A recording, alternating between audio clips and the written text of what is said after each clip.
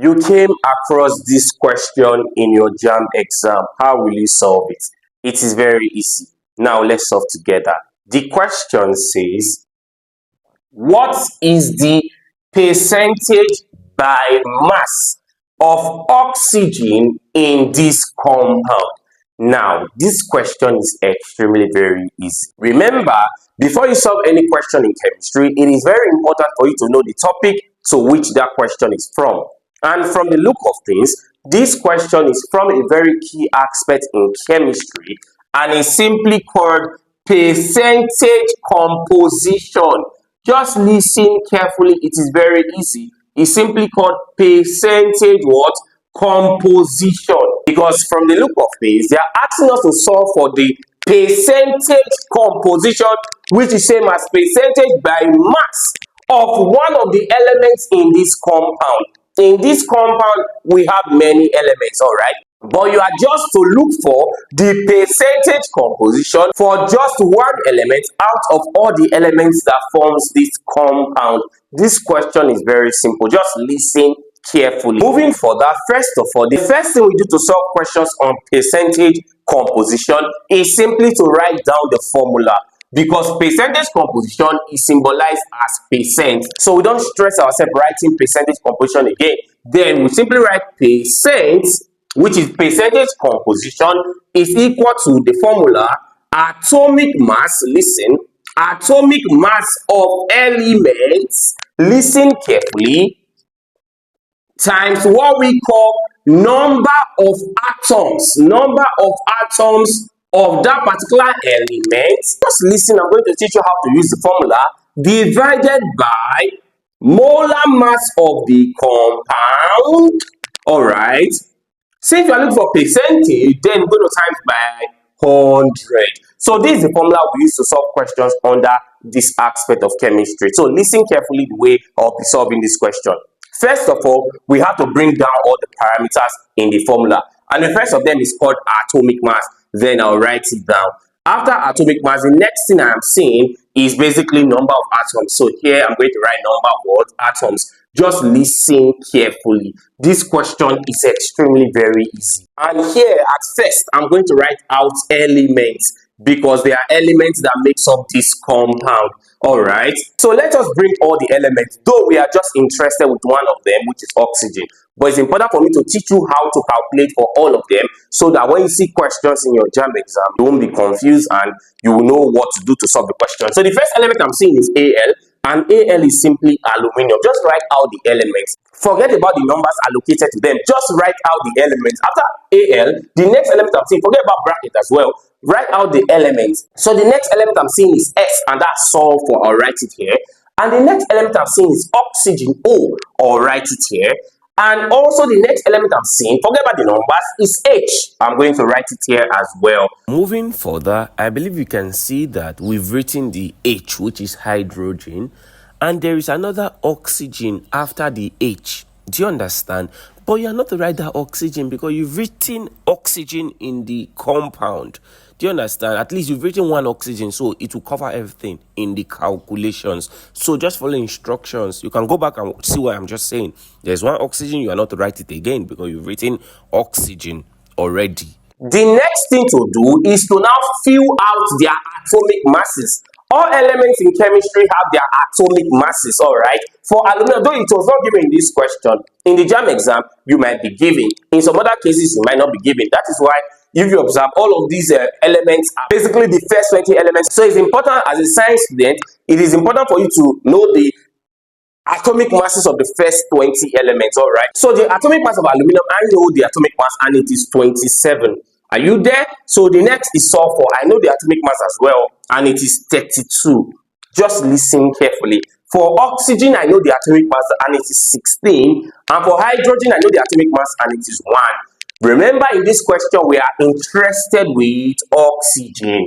So let me just highlight oxygen out. We are not done because once we talk about the number of atoms, I'm still going to draw the line. So just highlight just oxygen because that's what we're interested in. But I'm going to teach you what to do to solve that question in case they ask us to calculate percentage composition of other elements. This question is simple. Just listen carefully. Now, this is something you should take note of. When you are solving questions on percentage composition and the compound you are actually giving has bracket in it and it is a little bit complex, I can actually solve it the way it says, but I have to take it step by step so that you all watching me can actually understand perfectly what is happening. So this compound I'm saying, I'm going to rewrite it to make it easy for me. So this is what I will do. So first of all, I'm going to rewrite Al2, that's the first now, right? so you can see that the first part of the compound is Al2. I just wrote it out the way it is. Alright, so moving further, the next thing to do, I said I'm going to rewrite it to make it easy. So I'm going to break this bracket. So to remove the bracket, I just use the number outside the bracket to times everything inside the bracket. Just follow instructions.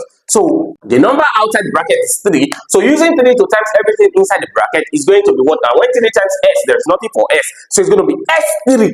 Are you there? So here it becomes S3, whereby for oxygen, when 3 times oxygen initially was O4. So when 3 times is 4, when 3 times is 4, 3 times 1 here, there's an invisible one. You cannot see, that's why it's S3. Are you there? So when 3 times 4, what is that?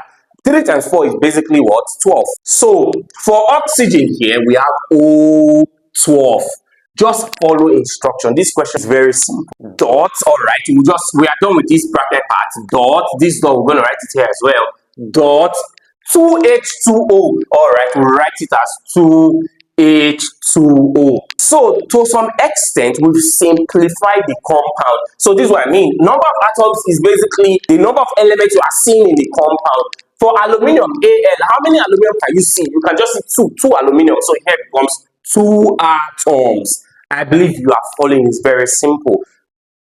For sulfur, how many sulfur can you see in this compound? We can just see 3 sulfur. That's why it's S3. So it's basically 3 atoms of what? Sulfur. All right. Whereby for oxygen, we have to be careful. Why? Because oxygen appeared in 2 places in this compound.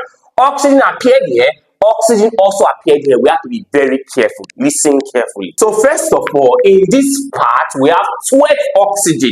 So pronouncing it properly in terms of chemistry, it's going to be 12 atoms of oxygen. But I can't just write 12 atoms of oxygen because we had another oxygen in this other part of the compound. Just listen. First of all, you must know that this, dot here means plus. So anything you are having here, you are going to add it with what you've gotten already. So now if you observe, there is 2 standing in front of water. When a number is standing in front of a compound, it means that number is timesing everything inside that compound. So here, the number is timesing this H2 already, making everything to be 4 hydrogen, because 2 times 2, that's 4. But now there's nothing for oxygen here. So when 2 times the oxygen, we're having just 2 oxygen in this part. So here we're having 2 oxygen. All right. Here we already had how many? 12 oxygen. I believe you are following me. So 12 oxygen plus the 2 oxygen we've gotten for the other part is going to give us in total 14 oxygen atoms. Are you following? You can see how it was determined. It's very simple. Moving further, let's talk about hydrogen, though we don't need it in this question, but it's important for you to just understand everything that's happening because I'm going to give you practice questions. So get ready, all right? So here becomes,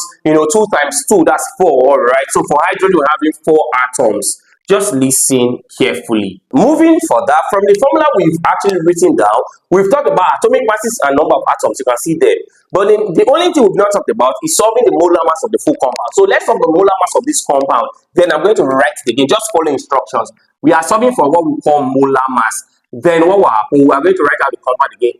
Al2, S3, all right. O, what's that? 12 dots, 2. H2O. So let's solve for the molar mass together. We've gotten the atomic masses already because that's what you need to solve molar mass. All right. Most times you'll be giving atomic masses, so don't be scared. It's very simple. So moving further, what do we do first of all? For aluminium, we have molar mass will now be equal to, just follow instruction.